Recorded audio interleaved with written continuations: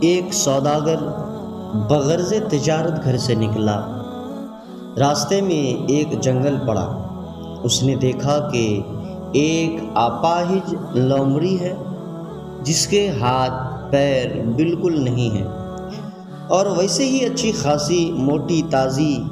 سوداگر نے خیال کیا کہ یہ تو چلنے پھرنے سے معذور ہے، پھر یہ کھاتی کہاں سے ہے؟ اتنے میں اس نے دیکھا کہ ایک شیر ایک جنگلی گائے کو شکار کر کے اسی طرف آ رہا ہے۔ یہ ڈر کے مارے جو ہے ایک درخت پر چڑھ گیا۔ شیر لومڑی کے قریب ہی بیٹھ کر وہ گائے کھانے لگا اور جو ہے کھا پی کر باقی مندہ گائے وہیں چھوڑ کر چلا گیا۔ لومڑی نے اپنی جگہ سے کھسکنا شروع کیا اور آہستہ آہستہ اس گائے کی طرف بڑھی اور شیر کی پس خوردہ گائے سے اپنا پیٹ بھر لیا، یعنی جو شیر نے کھا کر چھوڑ دیا تھا اس باقی لومڑی کو کھا کر کے، شیر کے جھوٹے کو کھا کر کے جو ہے اس نے اپنا پیٹ بھر لیا۔ سوداگر نے یہ ماجرا دیکھ کر سوچا کہ خدائے تعالیٰ جب اس قسم کی اپاہج لومڑی کو بھی بیٹھے بٹھائے رزق دیتا ہے تو پھر مجھے گھر سے نکل کر دور دراز سے رزق کے لیے بھٹکنے کی کیا حاجت ہے؟ یعنی مجھے بھی بیٹھے بیٹھے رزق مل سکتا ہے، میں بھی جو ہے گھر بیٹھے بیٹھے کھا سکتا ہوں۔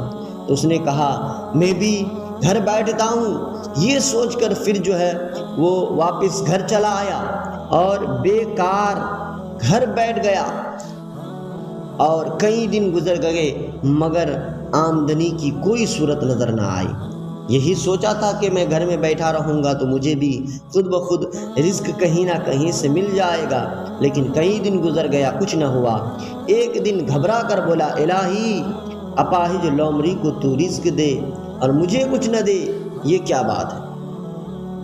تو اسے ایک غیبی آواز آئی کہ نادان، تجھے ہم نے دو چیزیں دکھائی تھی، ایک محتاج لومڑی جو دوسروں کے پس خوردہ پر نظر رکھتی ہے اور ایک شیر جو شکار کرتا ہے اور خود بھی کھاتا ہے اور دوسرے محتاجوں کو بھی کھلاتا ہے۔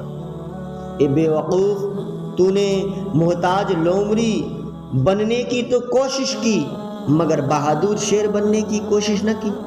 تم اپاہج لومڑی بن کر گھر میں بیٹھے ہو اور شیر کیوں نہیں بنے؟ یعنی تم اپاہج لومڑی بن کر گھر میں آ بیٹھے ہو، شیر کیوں نہیں بنتے تاکہ خود بھی کما کر کھاؤ اور محتاجوں کو بھی کھلاؤ؟ یہ سن کر سوداگر پھر سوداگری کو چل پڑا۔ آخر کار میرے عزیز دوستو، انسان کو اس واقعے سے درس یہ ملتا ہے کہ وہ انسان جس کے ہاتھ پیر سلامت ہے تو پھر اس سے بھیک مانگنے کی کیا ضرورت؟ انسان کو بھی بیکار نہ بیٹھنا چاہیے، بلکہ اسے چاہیے کہ جائز طور پر کما کر اپنا گھر اپنا گزارا کرے اور محتاجوں پر بھی خرچ کرے۔ لیکن آج اس کا برعکس ہو گیا ہے۔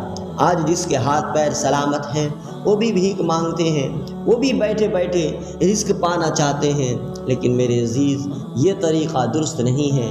بھیک مانگنے کی ضرورت اسے ہے جس کے ہاتھ پیر سلامت نہ ہو، ورنہ جس کے ہاتھ پیر سلامت ہو اسے بھیک مانگنے کی ضرورت نہیں۔ تو یاد رکھنا کہ اگر کوئی ہاتھ پیر سلامت والا بھیک مانگے تو اسے بھیک نہ دو بلکہ اس کو اتنا درس دینا